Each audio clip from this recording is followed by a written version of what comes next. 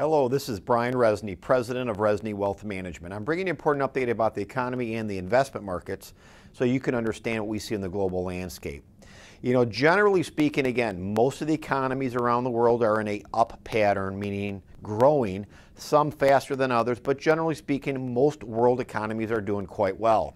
Greece is back in the limelight, of course, and they're talking about trying to pay their debts, which ultimately, and I've talked about this many times in the last few years, I ultimately believe Greece will actually be forced out of the European Union and they'll be on their own. And what that ultimately sets the stage for is the stronger countries actually will have a chance to do better. I don't think Greece ever had a chance to pay back their debt, nor will they pay back their debt. And I think once Greece is out of the Eurozone, over the next 5 or 10 years or so, I think there'll be other countries that are small in size will also leave the Euro simply because they have too much debt, they don't have fiscal responsibility, and ultimately, again, the stronger countries will survive and do much better. I think that's ultimately better for everybody in the world and investing. We're starting to see interest rates move up, by the way. I've warned about this. In fact, we're at a 52-week high in interest rates right now.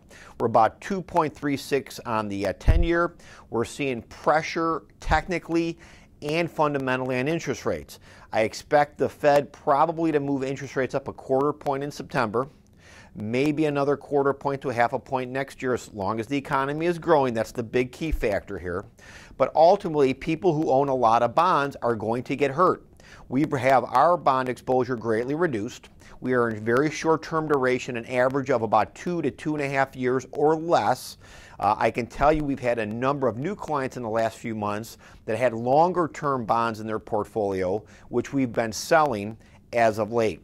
Investors need to understand interest rates ultimately are going to slowly move up, and if they do, bond values go down.